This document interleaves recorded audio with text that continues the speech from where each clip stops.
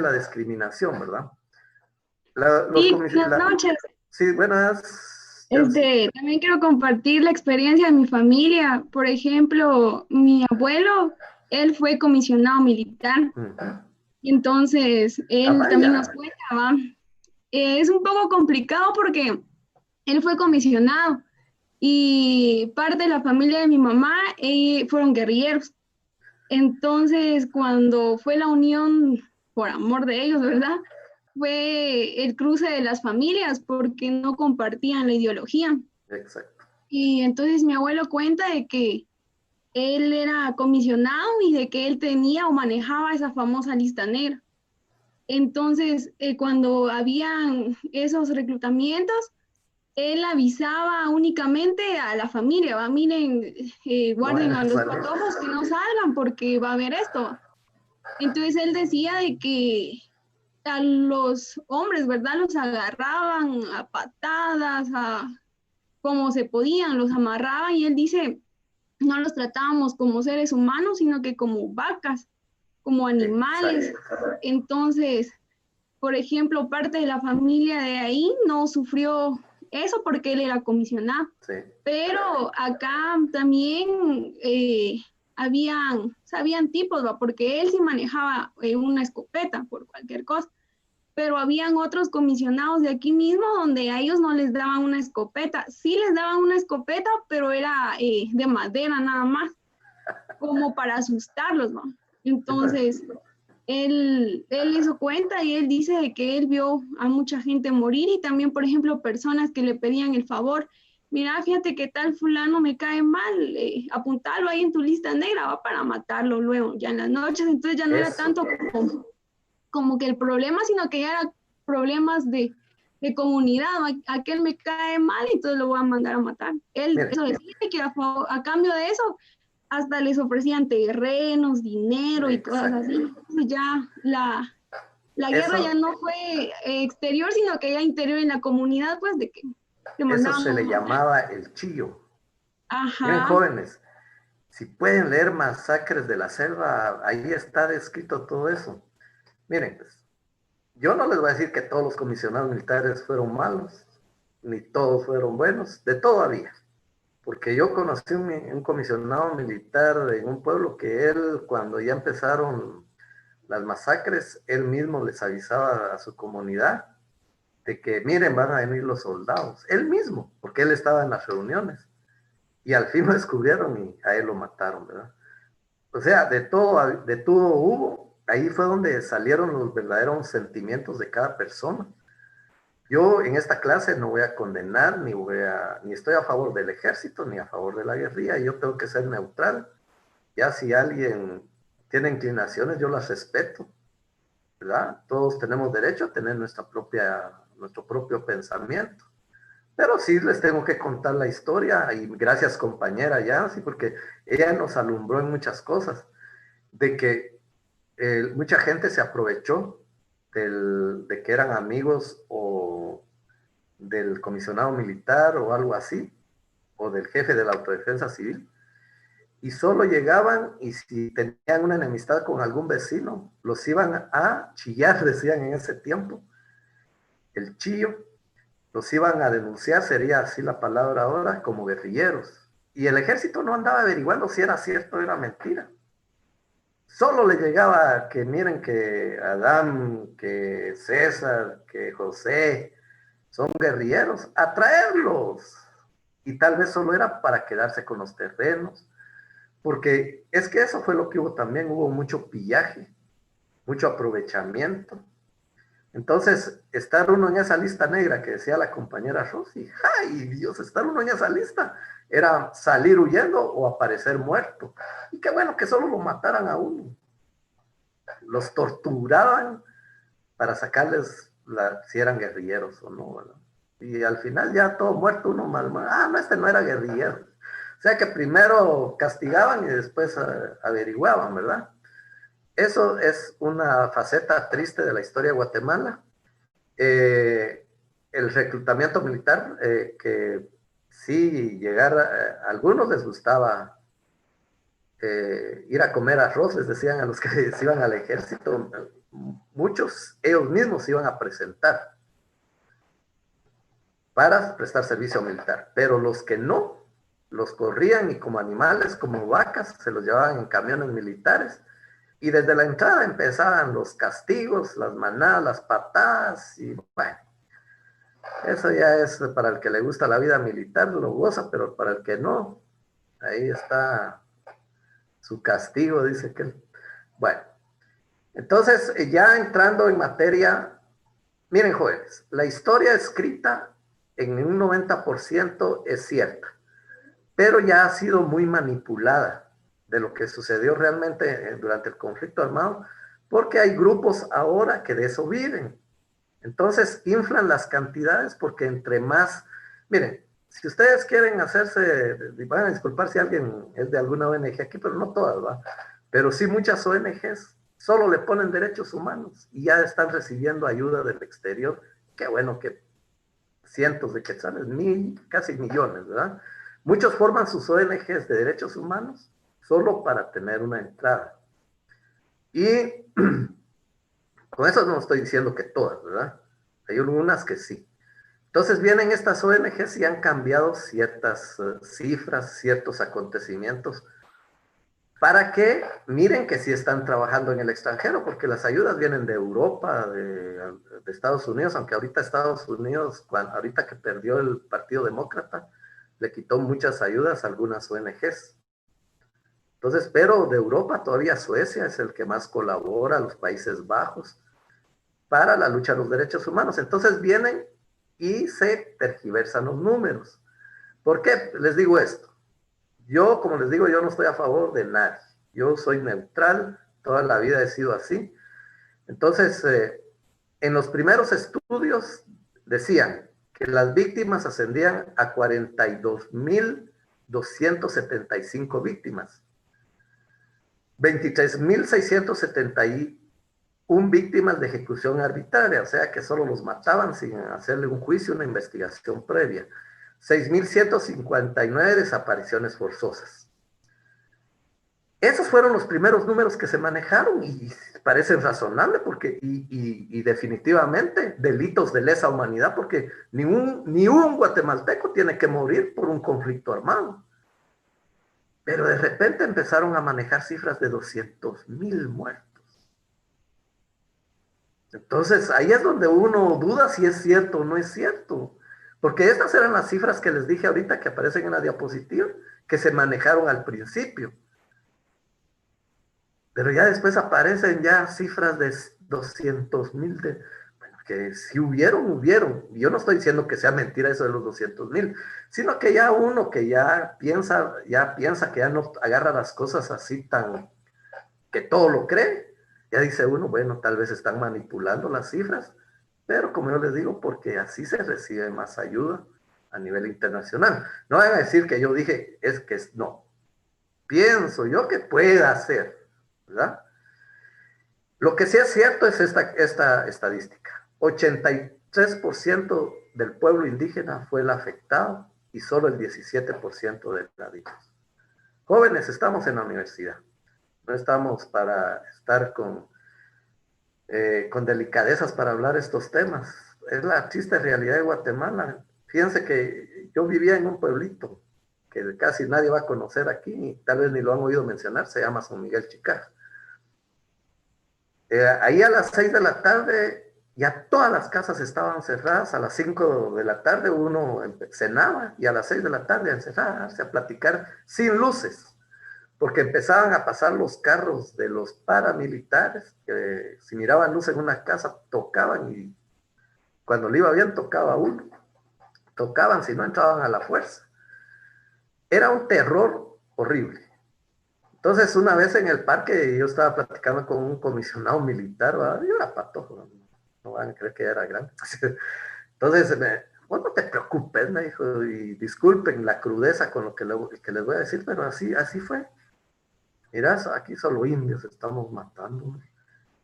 Para que miren, disculpen, no es para ofender a nadie, es para que miren cómo se manejaba esa situación en algunos lugares, y en la mayoría. Entonces, Y cabal, cuando uno mira esta cifra, 83% del pueblo indígena fueron las víctimas y solo el 17%. ¿Por qué? Porque en las universidades, como yo les digo, la mayoría eran estudiantes ladinos. Era raro el estudiante indígena que lograba llegar a las universidades. Pero como la universidad, la Iglesia Católica, por medio de la Acción Católica y un grupo que se formó que se llamaba Cráter, por la teología de la liberación del Vaticano I, creo que fue que se involucraron muchos y ahí están las víctimas, porque descubrían a uno que estaba metido en la guerrilla o en ideología socialista, qué bueno que solo a uno lo fueran a matar, a la familia se iban a traer. Entonces, estas cifras sí me llamaron la atención a mí. Yo, como les digo, yo no estoy a favor ni en contra. Sí, duele ver todas estas muertes, muchos inocentes, como decía la compañera, que solo porque tenían enemistades dentro del pueblo, mismo pueblo, los mismos vecinos se chillaban, ¿verdad? Entonces, sí hubieron muchas injusticias, hubieron delitos de lesa humanidad, masacres de pueblos. Ahí a mi pueblo entraron en grupos paramilitares y a lo que se movía le tiraban y era para el mero día de la feria de San Miguel Chicaje y entraron y simplemente mataron como a 23 personas y dejaron como a 40 heridos. Esas masacres fueron pequeñas. Ya en otros lugares, aldeas completas fueron masacradas.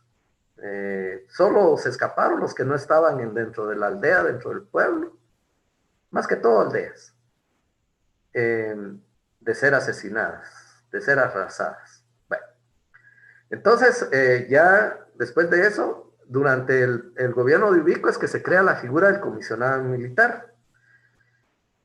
Y la mayoría de jefes de comisionados militares eran los dueños de las fincas o las personas que llevaban gente a las fincas a trabajar. Porque antes, jóvenes, señoritas, antes puros animales llevaban a la gente a trabajar a la costa, a las fincas cafetaleras, amarrados en camiones. Entonces, da tristeza toda la historia de Guatemala. En 1944 se da la apertura democrática, se permite la participación de todos los partidos políticos. Durante las elecciones de Jacobo Arbenz, cuando Arévalo entrega el poder, también se permitió la participación de partidos políticos de derecha, de izquierda, una apertura y se le daba participación a todo el pueblo. Pero en 1954, con la Revolución de Castillo Armas, se cierran esos espacios.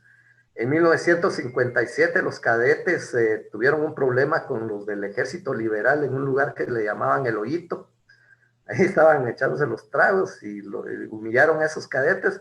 Estos cadetes se rebelan y vencen a los liberacionistas. El castigo para los cadetes fue que los mandaron primero los metieron a la cárcel y ahí los mandaron a estudiar al extranjero. Ahí es donde mandan a Benedicto Lucas García a estudiar a Francia.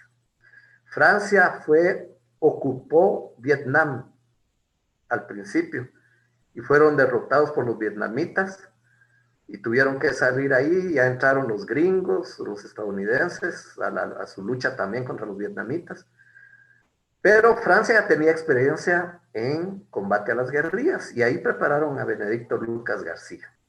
Entonces, en 1958, Ilígoras Fuentes llega a la presidencia. En 1960, oficiales se rebelan y le llaman el M3, ¿cómo me dijo el compañero por ahí? Movimiento 13 de noviembre. En 1962 se forman las FARC, que viene a ser el brazo armado del PGT y el PUR, y del Frente Revolucionario 12 de abril, que estaba conformado por alumnos de diversificados y de la Asociación de Estudiantes Universitarios. La AEU ha jugado un papel muy importante en la historia del país en su lucha por que se termine la desigualdad. Eso era antes, ahorita no sé cómo están los de la AEU. En 1963, el coronel Enrique Peralta Zurda le da el golpe de Estado a Irígoras Fuentes, porque ya el pueblo estaba cansado y de la corrupción en ese gobierno. En 1965 se da la teología de la liberación, ahí es donde se forma ese grupo cráter que les decía, los sacerdotes más que todos los jesuitas, pero de todas las denominaciones, se involucran, no tanto para entrar a la lucha armada, los delegados de la palabra, los catequistas y la acción católica, sino que para hacer esa base social que les sirvió después a la guerrilla. Yo me recuerdo que allá en ese pueblito que les digo había un sacerdote vasco, español, y nos invitaba a grupos, ¿verdad? Y yo fui a un grupo y en la cena todos listos para comer y todo ahí, porque era con comida y todo, ¿verdad? Cuando nos sirvieron una tortilla con sal. Esa fue nuestra cena, ¿no? Entonces, nosotros así, que mejor vamos a ir a cenar a la casa, que así protestando. Pero cuando se para el sacerdote dice, miren, esta es la comida de la mayoría de las personas de Guatemala. Si les va bien. Esta es su cena. Eso es lo que cena la mayoría de guatemaltecos. Entonces ahí como que le iban despertando a uno la conciencia social, la conciencia de clase. Entonces eso vino a ayudar a que, eso ya les estoy hablando yo de los años 70, ¿verdad? Pero ¿por qué fracasó las FARC? ¿Por qué fracasaron las FARC en su primer intento? Porque no tenían esa base social. En 1972 se vuelven a armar esos grupos, pero ya con diferente ideología. Y desde México, miren, entra una columna, la primera columna del EGP, se forma el EGP, con grupos de la FARC. O sea, las FARC no se desintegraron por completo, pero algunos integrantes de la FARC se van y se organizan en México. 15 soldados del ejército guerrillero de los pobres, se les puede llamar soldados o guerrilleros o insurgentes, entran por el norte, por Playa Grande, por el norte del Quiché, de México, y ya la zona reina, como se le llamaba en ese tiempo, Aixcán, ya estaba organizado por la Iglesia Católica en cooperativas. Entonces ahí encontraron ellos su primera base social. ¿Por qué? Porque la gente ya tenía esa doctrina de conciencia de clase que les habían introducido ya los sacerdotes, la Iglesia Católica. La Iglesia Católica estaba dividida. Los de la alta jerarquía apoyaban al capitalismo. Y los sacerdotes, los catequistas, todos los que les he mencionado, apoyaban a la gente más pobre del país. Entonces, ellos eran los que se encargaron de ayudar a este grupo de 15 hombres a que fueran apoyados. Fíjense que en un viaje que yo hice en 1900, no me acuerdo, 81, 82, por Chisec, había una gran manta ahí, donde decía, bienvenido al territorio liberado, tumba de los caidiles y los paracaidistas. Esa área ya había sido tomada en un 90% por la guerrilla. Y eran pocos guerrilleros, pero su base social era inmensa. O sea, ellos no aguantaban hambre en ese tiempo, porque fue la época dorada, los años 70. Fue la época dorada de la guerrilla, que no aguantaron hambre, que no tenían combates. Y ya en 1978-79 aparece otro grupo armado de la Organización Rebelde de Pueblo en Armas, ORPA. Entonces, y el ejército dormido, ¿verdad? Pensando que como ya los habían derrotado en 1967, ya habían ganado la guerra. Cuando se dieron cuenta, ya Chimaltenango ya estaba próximo a ser tomado también. Comalapa, Patzún, San Martín, Jilotepeque, Poaquil, ya estaba con unas bases sociales comunistas, se podría decir. Y Chimaltenango, ya tenían a Chimaltenango como la capital, el frente para tomar la capital. En la costa sur también ya estaban súper organizados, eso lo vamos a ver en la próxima clase, qué lugares ocupaba el EGP, qué lugares ocupaba las FARC, qué lugares ocupaba el ORPA. Y realmente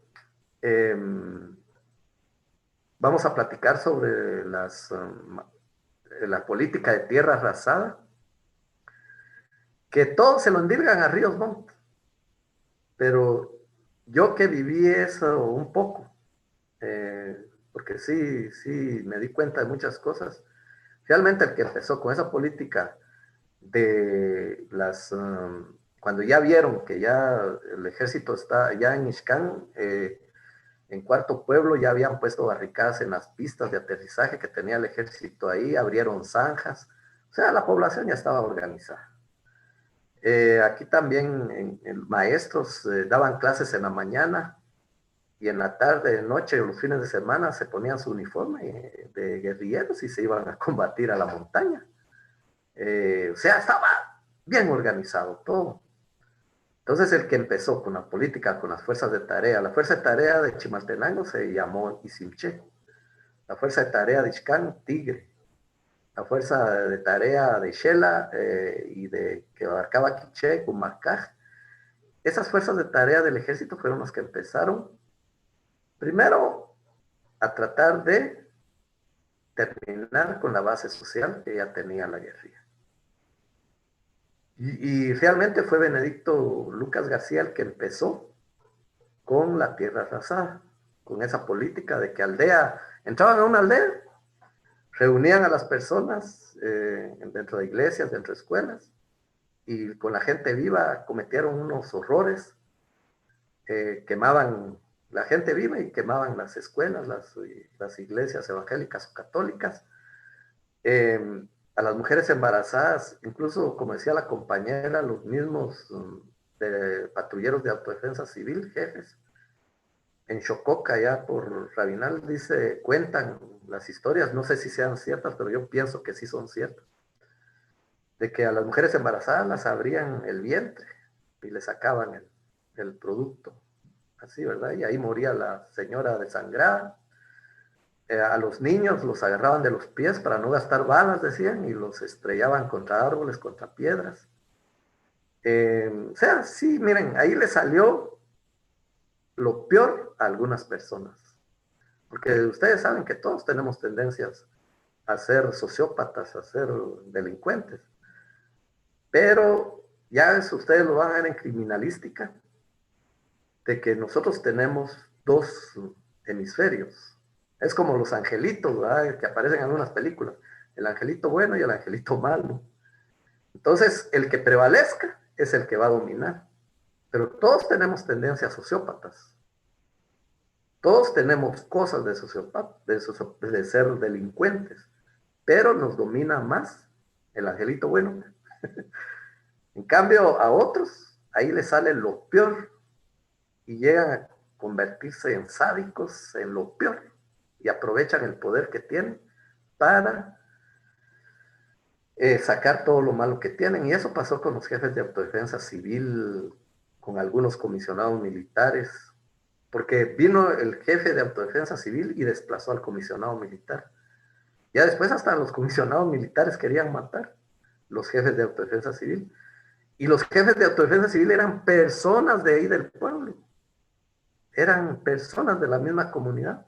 Y ellos mismos eran los que se convirtieron en ejecutores de las políticas de tierra arrasada. Ellos colaboraban, ellos guiaban a los soldados, porque la mayoría de los oficiales y soldados que andaban ahí no conocían el área. ¿Quién conoce más el área? Una persona de la localidad, ¿verdad? Entonces, muchas personas que al tener un poquito de poder, se les sube a la cabeza y empieza ese famoso abuso de poder. Entonces, en 1981 se desbordó la violencia, habían grupos paramilitares, mucha gente que no tenía nada que hacer en sus pueblos, se iban a ofrecer al ejército para hacer orejas, así se les llamaba. Y a esas orejas ya se les dieron armas y se les dio la potestad de matar a cualquiera que fuera.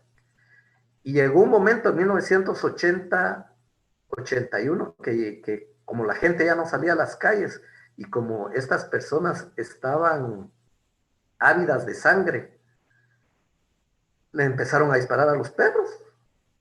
Así uno encerrado en la casa y se iba a matar perros porque ya no tenían a quién dispararle. Entonces se volvieron tan, o sea, se les salió el poder de las manos al ejército. El ejército ya no los podía dominar a esos civiles que se metieron a esos grupos. Entonces, en 1900, cuando ya Ríos Montt da el golpe de Estado, mandaron a llamar, eso fue en 1982, a todos estos grupos militares, los concentraron en las zonas militares y ahí mismo los mataron. El ejército mismo mató a los primeros paramilitares porque se les salió de las manos. Y también dentro del ejército, muchos oficiales ya no le hacían caso a los generales, a los coroneles, porque ellos ya estaban empoderados del área. Entonces, sí, siguieron las masacres con Ríos Montt, pero lo peor estuvo con Benedicto, lo que decía. Lo que pasa es que con la política de contrainsurgencia que utilizó el general Ríos Montt, esa es mi observación. Ustedes van a encontrar todo diferente en los documentos. Ustedes háganle más caso a los documentos. Pero yo lo que miro es de que como enojo contra Ríos Montt, que con sus polos de desarrollo, con su política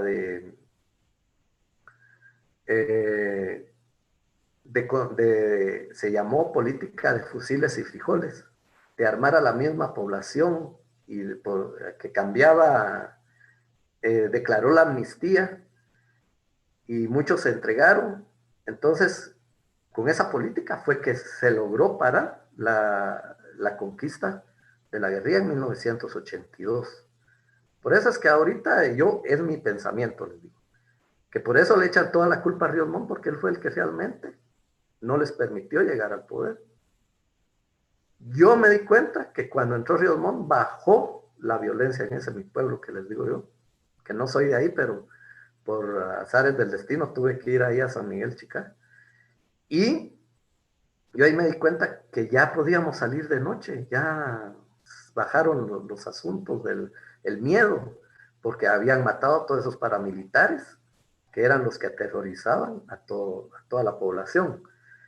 Pero también empezaron los jefes de autodefensa civil a tomarse atribuciones que no les correspondían y empezaron a suceder muchas cosas también de abuso de autoridad, de asesinatos selectivos y todo eso. O sea, no se acabó la violencia. Yo no estoy defendiendo a Ríos Montt. Con Ríos Montt también se cometieron delitos de lesa humanidad. Solo les estoy diciendo que a él le echan casi toda la culpa, por eso pienso yo, porque él fue el que los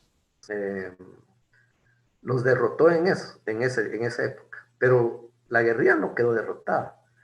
La guerrilla en 1986-87 se replegó.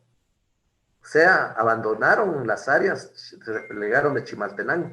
Fíjense que aquí en los años 80, uno iba en su carro en la ruta de Patsicía y tachuelas, clavos y todo, porque la misma guerrilla encontraba panfletos. O sea, estaba ya casi dominado todo por los grupos subversivos. Entonces, se tuvieron que replegar a las montañas, se fueron para las montañas de Tecpan, las columnas guerrilleras de aquí, San Martín, Quiché, Playa Grande, y tuvieron que retroceder. Y ahí empezaron ya más con las luchas de guerrillas, de que solo atacan, causaban bajas y salían huyendo. Causaban bajas y salían huyendo. Entonces desesperaron al ejército y no los pudieron derrotar. Entonces, jóvenes, en la próxima clase ya espero que ustedes den sus puntos de vista. Va a ser exclusivamente de ustedes la clase. Ya lean sus documentos. Y si no están de acuerdo con lo que yo les digo, yo los respeto y yo respeto que no estén de acuerdo algunos. Porque son cosas que yo vi. Los documentos dicen otra cosa. Y yo lo que les invito ya para terminar esta clase es de que traten de, si les gusta este tema, de investigar la versión del ejército, la versión de la guerrilla y la versión, todas las versiones, y ya ustedes podrán tomar sus propias conclusiones. Gracias por la atención. Si alguien tiene en este breve tiempo algún comentario, bienvenido. Ahí leí un comentario del tema también ese, de que pasó en el conflicto armado interno, platicando con personas que pasaron esa situación, me comentaban que por ejemplo, en los pueblos, por ejemplo, en Quiché, donde, si usted se da cuenta, ahí se maneja mucho el caciquismo, hay muchos caciques en los pueblos indígenas.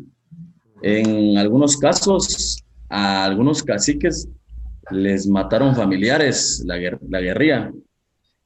Y luego de esto, estos caciques pararon siendo informantes y eran los que formaban los listados donde... De la lista negra. Ajá, la lista negra, y que llegaban a traer el ejército, ¿verdad? Entonces, prácticamente, al menos en el pueblo de mi papá, hubo una familia que eran de los caciques que entregaban los listados de todas las personas que eran guerrilleras porque les habían matado familiares la guerrilla, ¿verdad?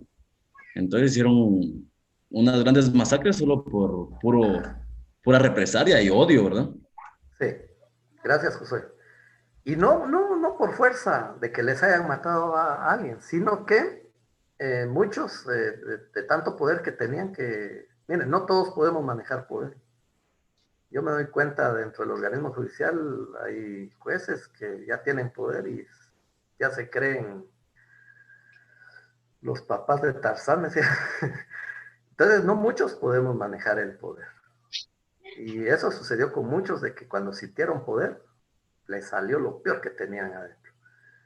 Incluso también con familiares que tengo yo en San Martín y Lotepeque sucedió eso, que mataron a algún familiar. Como usted dice, se fueron y formaron grupos paramilitares que eran no auspiciados, ¿verdad? Sino que solapados por el ejército. O sea, ellos salían a buscar venganza, como usted dice. Pero fueron algunos casos, no todos. La mayoría es porque a alguien le dan poder, le dan un arma y le dan poder para que pueda hacer lo que quiera. Y ahí ya viene el abuso, el famoso abuso de poder. ¿Alguien más, compañeros, antes de que se termine nuestro tiempo? Licenciado, buenas noches. Sí, dígame. Buenas noches. Usted estaba indicando de que las personas pues se les llevaban amarrados, ¿verdad? Para trabajar en las fincas. Me surge la duda, ¿esa era la ley de vagancia o era aparte de? Miren pues, desde 1871-79, cuando entra el ejército liberal, ya todos los indígenas tenían que ir a hacer jornales a las fincas. Y en los pueblos de indígenas eran reclutados por el cacique, como decía Josué. Los caciques eran los jefes, los encargados de juntar la gente para llevarlas a las fincas cafetaleras, azucareras, a trabajar por medio de mano gratuita. Pero ya viene Ubico, después vinieron otros gobiernos, viene Ubico y crea esas leyes. La ley de vagancia es una. La ley de vagancia es que al que lo encontraban que no tenía trabajo y todo, a trabajar a las fincas, ¿no? Pero sí. Había otra ley que ahorita no mucho me recuerdo, pero es otra ley que era obligación de los pueblos indígenas ir a trabajar obligatoriamente, ya sea a las fincas o a trabajar en alguna institución del Estado gratuitamente. Se me fue el nombre ahorita, pero se lo tengo para la próxima clase. La ley fuga. La ley de vialidad, ¿no es esa, Lick? Esa, muy bien, la ley de vialidad. La ley fuga era otra cosa. La ley fuga también nace con Ubico. La ley fuga era de que a usted lo llevaban preso, y si era preso político, pues, o a alguien que le caía mal, ¿va? Entonces, como antes no había tu camioneta ni nada para la capital, y como todo estaba centralizado, entonces en el camino se lo llevaba la Guardia de Hacienda o la policía o a los comisionados, lo tenían que traer a la capital. Entonces le decían, ya recibían la orden, y les decía, mira, vos sos amigo, vos te conocemos, andate. Esa era la ley fuga. Si se lograba ir, se iba, ¿va? Pero si no, ahí se quedaba muerto. porque esa era la intención, hacerlo como que sí se podía ir, pero daba los 10 pasos corriendo y ya se lo habían ejecutado, ¿verdad? Esas eran ejecuciones extrajudiciales, llamada ley fuga. Aunque la ley fuga nunca fue escrita, o sea, no fue ley positiva, sino que era una ley verbal, ¿verdad? Que ubico. Aquí en Chimaltenango, si me da tiempo, estaba don Jorge Ubico en una reunión, vino don Jorge Ubico a Chimaltenango, cuando le trajeron la policía, le avisaron que en algún lugar de Antigua habían violado a una patoja, él se fue y ya tenían agarrado al violador, eran 2 violadores, y ahí de una vez ordenó el fusilamiento de los violadores. Entonces ahí sí no había tanto cuento de tu juicio, tu proceso, tu debido proceso. Entonces sí, son abusos de poder, pues, porque muchos inocentes, por ser enemigos de alguien, de la policía o del pueblo, o de alguien que tuviera poder, murieron por eso. Igual en los años 70 hubieron muchas desapariciones de grandes líderes universitarios, lo más intelectual que había en Guatemala, o fueron muertos o tuvieron que salir al exilio. Con la muerte de Robin García, él era estudiante de básico y lo secuestraron, pero a él lo convirtieron en mártir porque apareció muerto en la carretera de El Salvador, si no estoy mal, y todo el estudiantado se levantó. Yo me recuerdo que nos llevaron a manifestar, yo ni sabía por qué. Todos gritaban, queremos a Robin vivo, queremos a Robin vivo.